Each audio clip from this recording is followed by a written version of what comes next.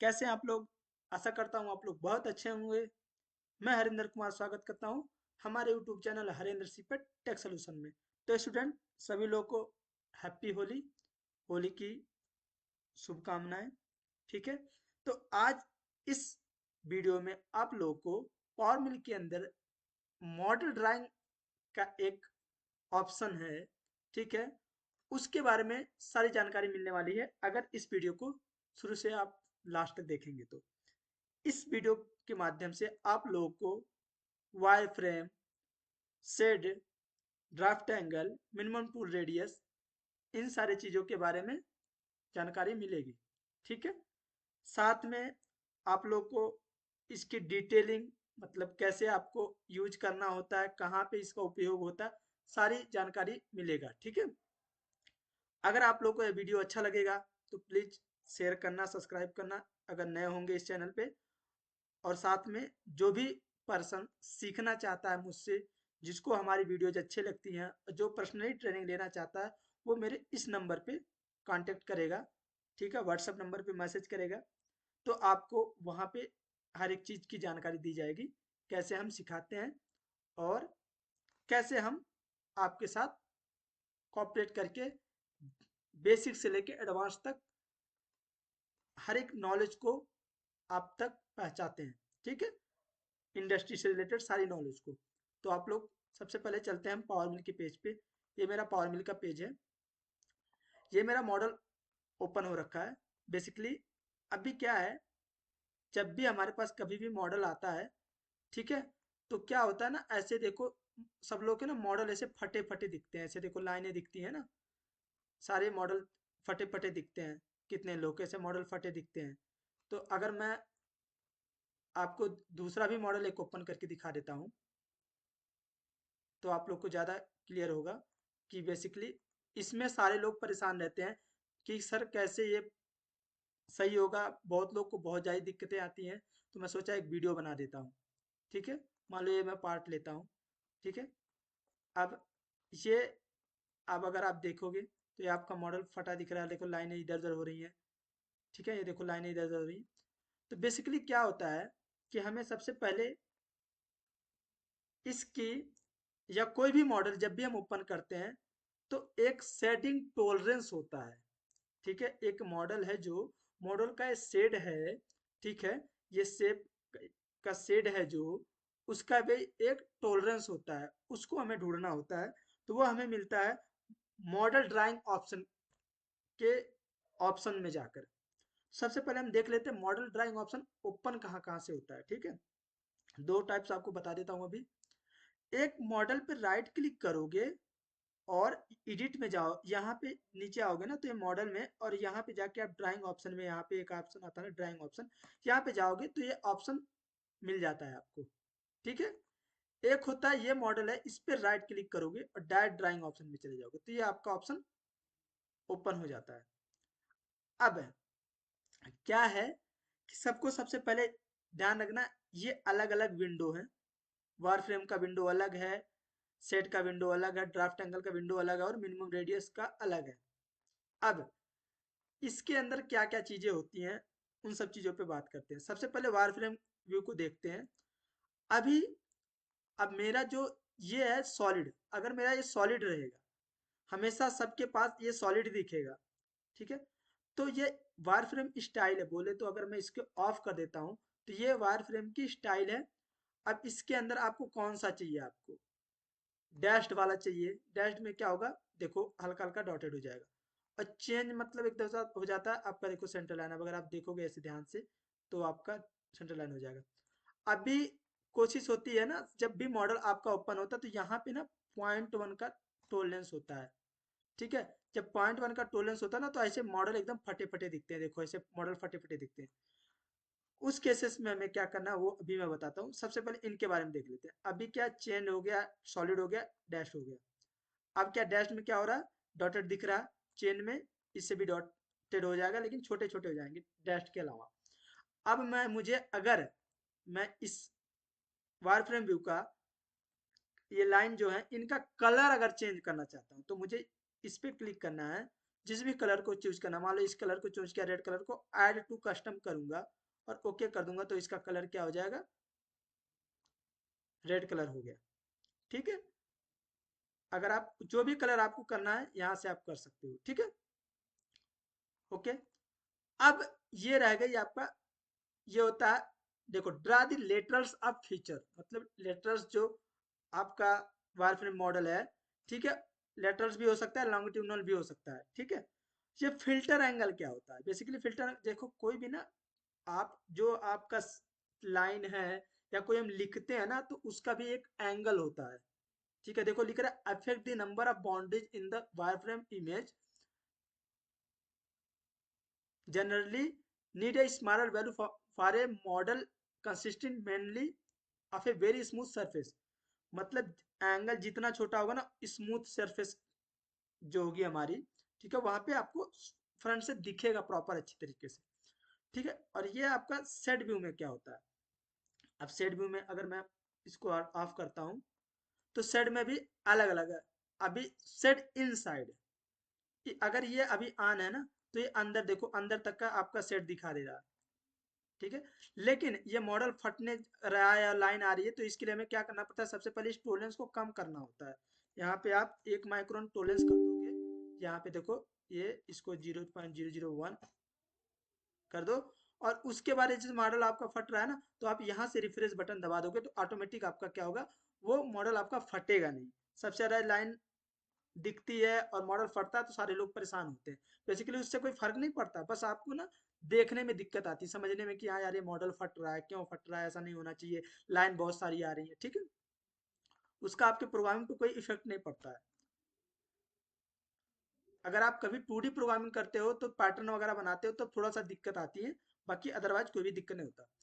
अभी ये होता है सेट इनसाइड, सेट इनसाइड मतलब कि अंदर का भी, अगर आप ये लाइन देखेंगे आउटलाइन, अभी ये आपका अंदर से भी वैल्यू दिखाता है, मतलब कि आपका सेट दिखाएगा। ठीक है, अगर मैं इसको ऑफ कर दूंगा और ये ड्रा आउटलाइन बोले तो आपकी लाइन है, जो एक लाइन है ना, ब्लैक ब्लैक लाइन है, इसको ऑफ कर देंगे, भी देखिए तब कैसा होगा। देखो अभी क्या हो गया कि आपको मॉडल, केवल मॉडल दिख रहा है, ना उसके आउटलाइंस दिख रही है, ना इनसाइड आउटलाइंस दिख रही है। ठीक है, मतलब जो भी लाइंस है ना, वो नहीं दिख रही है। अभी आउट कर देते हैं पे, देखो आपका एल, आपका जो भी है यहाँ साइड में, हर एक साइड में देखेंगे आप, तो क्या हो रहा है, आपका ब्लैक लाइनें दिख रही हैं, यानी आउटलाइन दिख रही है। अभी इस, अब कभी कभी होता है ना, मॉडल को आप चाहते हो, मॉडल की जो शेड है उसके कलर को चेंज करने के लिए, तो आप यहाँ पे आओगे और किसी भी कलर पे क्लिक मारो, ग्रीन वाले पे क्लिक कर देंगे, ऐड कस्टम, ओके, तो आपका कलर चेंज हो जाएगा। ठीक है, अगर आप ये एक ऐसे सेलेक्ट करके ऐड कस्टम, ओके, ठीक है, तो यहाँ पे क्या होता है कि आप जो भी चेंज करोगे आपका पूरे पे फॉलो होगा, यानी पूरा जो मॉडल होगा आपका, यहाँ पे चेंज करने से क्या होगा, पूरे मॉडल को वो उसी सेम कलर में चेंज करेगा, पर्टिकुलर एक एक सरफेस को नहीं करेगा। अलग अलग कलर का कैसे करेंगे वो मैं भी आपको बताता हूँ। अब अब इसके बाद जो ऑप्शन आता है, इसको हम कर देते हैं again same shade, okay, okay. अभी यहाँ से यहाँ पे आना, ड्राफ्ट एंगल के पहले आपका एक मिनिमम टूल रेडियस है और एक है ड्राफ्ट एंगल। तो ये वाला जो ऑप्शन है इस पे क्लिक करोगे तो आपको क्या होगा, यहाँ पे जो भी एंगल दिखेगा वो आपको, मतलब जो भी आपका ये होता है निगेटिव ड्राफ्ट एंगल, एक होता है पॉजिटिव ड्राफ्ट एंगल। ठीक है, पॉजिटिव ड्राफ्ट एंगल कौन सा होता है, ये वाला। ठीक है, ये देखो अभी आप देखो लिखेगा यहाँ पे, a positive angle directly above the undercut angle feature with the angle from the undercut angle will be shaded yellow by default. देखो मतलब अंडरकट जो है, आप अगर इससे छोटा है तो आपको यहाँ पे येलो कलर दिखाई दे रहा है ना। तो अभी यहाँ पे अगर माइनस में वैल्यू डालोगे, मान लो माइनस में मैंने 5 डिग्री डाल दिया, तो मतलब ऑटोमेटिक आपका देखो एंगल चेंज हो गया। अभी ये जीरो था तो आपका पता चल रहा था कि मेरा 90 डिग्री यानी 0 डिग्री से कम है। अब यहाँ पे अगर मैं -1 डिग्री डालूंगा ना, तो ऑटोमेटिक आपका ग्रीन हो जाएगा। मतलब कि क्यों क्यों हो रहा है, क्योंकि ये 90 डिग्री है ना। अगर अभी क्यों दिखाई दे रहा है ऐसे, अगर मैं यहाँ पे वर्क प्लेन लगा देता तो क्या होता, वो वर्क प्लेन के रेफरेंस से बनाता, आपको वर्क प्लेन के रेफरेंस से बताता। ठीक है, जीरो कर दिया, मान लो जीरो कर दिया तो रेड कलर हो गया। अभी ये अंडर अंदर जो वाला है, इसको अगर हमें करना है तो यहाँ पे माइनस में डालना पड़ेगा। ठीक है, तो ये क्या कहेगा, under cut warning angle must be positive, मतलब कि आपको यहाँ पे कभी भी निगेटिव ड्राफ्ट एंगल नहीं चलेगा, क्योंकि ये वार्निंग एंगल है 5 डिग्री तक का। ठीक है, तो बहुत लोग परेशान होते हैं कि वो क्या करते हैं, यहाँ पे वैल्यू डालने लगते हैं कभी। ठीक है, तो हमेशा अगर आपको चेक करना है कि मेरे मॉडल के अंदर कितना निगेटिव एंगल है, जिससे मेरा को पता लग जाएगा, तो उसके लिए आपको हमेशा यहाँ पे -डिग्री डालनी है। ठीक है, -30 डिग्री डाल दिया। ठीक है, तो इन सब चीज़ों का ध्यान रखना, हमेशा किस में करना है, हमेशा करना है इसके अंदर। अगर आप इस वैल्यू को जानते हैं, इस वैल्यू में क्या होता है कि आपको निगेटिव एंगल शो होता है, यहाँ से क्लियर हो जाता है आपका निगेटिव एंगल कहाँ पे है। ठीक है, तो यहाँ पे हमेशा 0 डिग्री रहना चाहिए। अब इसके बाद यहाँ पे आता है मिनिमम टूल रेडियस। ठीक है, मिनिमम टूल रेडियस में क्या होता है कि आपको यहाँ पे जाना होता है। यहाँ पे जाने के बाद आपके मॉडल में कितना मिनिमम रेडियस है, यानी कितना छोटा से छोटा कटर चलाना पड़ेगा जिससे मेरे कॉर्नर फिनिश हो जाएंगे, उसके लिए आपको इस मिनिमम टूल रेडियस शेडिंग में आना पड़ता है। अब मान लो मैंने 5 डाल दिया, तो देखो ऑटोमेटिक क्या होगा, सारे ग्रीन हो गए, लेकिन यहाँ पे अभी नहीं ग्रीन हुआ। अगर मैं यहाँ पे 4 डालूंगा तो देखो यहाँ पे, अगर ऐसे ऐसी लाइनें आएंगी तो समझ जाना 10 माइक्रोन 5 माइक्रोन का है, तो कोई दिक्कत नहीं है। ठीक है, जब ज्यादा रेड कलर होता है, रेड कलर बोले तो आपका क्या होगा, अगर यहाँ पे करता हूँ, यहाँ अगर मैं 15 कर दिया मान लो, तो देखो जितना भी रेड कलर है वो मतलब कि रेडियस को शो कर रहा है कि मेरा मिनिमम टू रेडियस, यानी रेडियस कहाँ कहाँ पे है, यहाँ पे रेडियस है, यहाँ पे जहाँ जहाँ पे भी रेडियस है, सर्कल भी आपका रेडियस को कंसीडर करेगा। ठीक है, तो यहाँ पे भी आपको शो कर रहा है, इसलिए रेड कलर। अब इनको अलग अलग देखना पड़ता है हमें। ठीक है, यहाँ पे देखना पड़ता है, यहाँ पे आप कर दो 4 डिग्री कर, 4 आप डालोगे तो यानी आपका 8 8 का कटर आप अगर चला दोगे तो आपका कहीं पे भी मिनिमम टू रेडियस नहीं रह जाएगा, यानी आपका रेडियस कहीं पे भी नहीं रह जाएगा। ठीक है, इसलिए हमेशा कोशिश करनी है, अगर हमें ये चेक करना है कि मेरे मॉडल में कितना मिनिमम रेडियस है, तो उसके लिए हमें क्या करना पड़ेगा, मिनिमम टूल रेडियस वाले ऑप्शन पे जाना पड़ेगा, यानी यहाँ पे। अब यहाँ तक आप लोग आ गए हैं, इस वीडियो को देख लिए हैं, तो मैं आप लोग को एक और चीज बता देता हूँ। अगर आपके पास कभी भी कलर चेंज करना पड़ गया किसी एक पर्टिकुलर सरफेस को, तो आपको यहाँ पे जो करना था ड्राइंग ऑप्शन में, यहाँ पे तो सारे में चेंज होता, बाहर फिर मूंगा चाहिए हो गया कहीं पे भी। लेकिन अगर मुझे पर्टिकुलर एक पोजिशन सरफेस को सिलेक्ट करके करना है, तो मैं क्या करूंगा, मान लो इस सरफेस को सेलेक्ट करके करना, तो मैं इस सरफेस सेलेक्ट करके राइट क्लिक करके इस कलर वाले ऑप्शन पे आना है, और यहाँ पे जो भी सरफेस पे क्लिक करके और ऐड कस्टम कर देना है, तो आपका क्या होगा, वो ग्रीन कलर हो गया। और लेकिन पता कैसे चलेगा मेरा ग्रीन कलर हुआ है, अगर यहाँ पे आपको यहाँ पे मल्टी कलर वाले ऑप्शन पे क्लिक होना चाहिए। अगर यहाँ पे शेड वाले पे क्लिक रहेगा तो आपको नहीं दिखाई देगा।